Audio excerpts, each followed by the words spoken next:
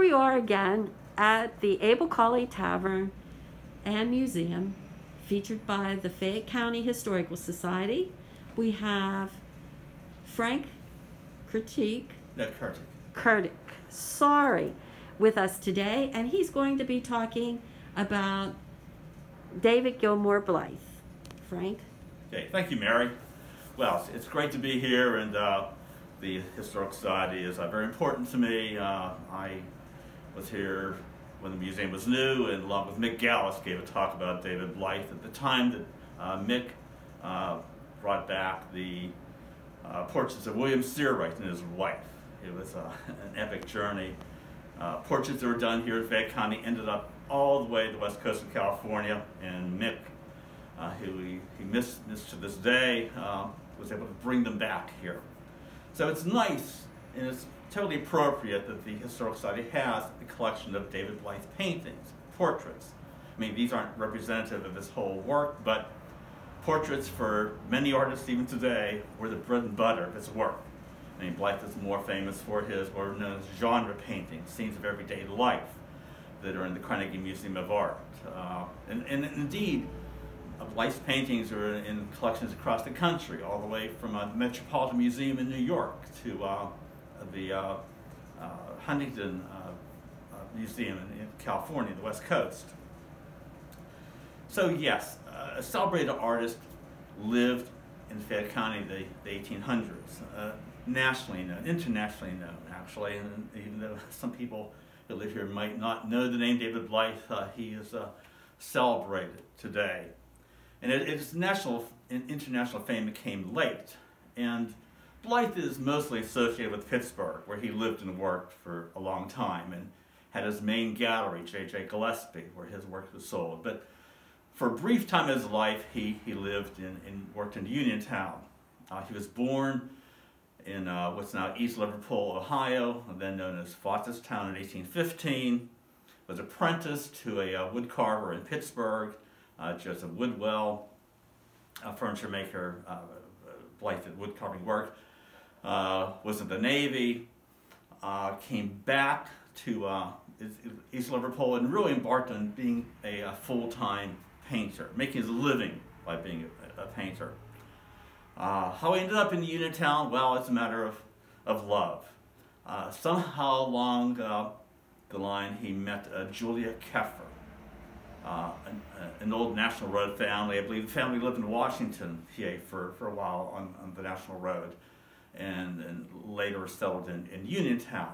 And I believe that's what drew David Blythe to Uniontown. So he came here, lived in a hotel, the Seton House on West Main Street, where the parking lot of Riz's is today. Across the street was the shop of Peter Hook. And Peter is shown right here. Peter Hook became one of Blythe's closest friends and supporters.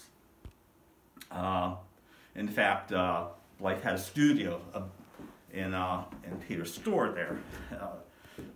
David wasn't the most well-kempt or neat person. In fact, his studio was referred to as the rat's nest.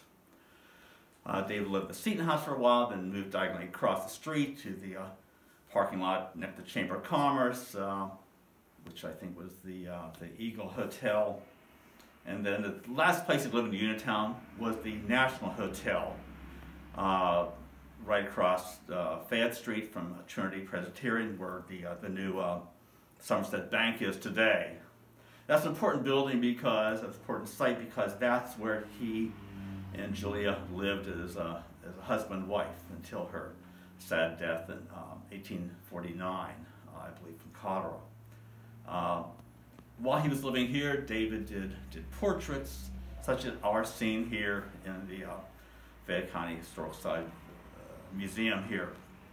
He traveled around the countryside, even ranging across the border into what was then Virginia, Morgantown, Virginia, now West Virginia, of course, to do portraits.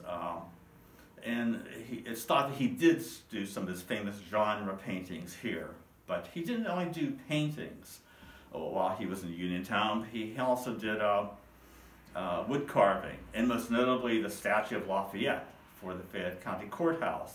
You can see now inside the courthouse. Once stood on top of the previous building's cupola. And the famous, the raven, the carving of the raven that is in the Uniontown Public Library. Fortunately, that as many of important pieces in Blythe's personal history were handed down the family, the Gorley family, which I remember Carney Riggs was descendant of the Gorleys. The raven was just a beautiful wood carving handed down to that family. The Peter Hook family, thanks to Peter Hook, a member of the society, these portraits are here today. And the present-day Peter's ancestor, Peter Uriah Hook, not only a close friend supporter of David's projects, including the great moving panorama that David did of the mountains. He was also a fellow Mason, along with William Seawright. David became a Mason in 1848. In fact, there's a portrait in Lodge 228 of a past master, John Irons, that still exists there today that David Blythe was commissioned to do. So these are just some of the highlights. There's so much we could say about David Blythe's life and work here in Uniontown, but please stop in and visit the society, see the exhibits, and look at these great portraits, a reminder of a legacy of a great artist who once lived in Uniontown. Thank you.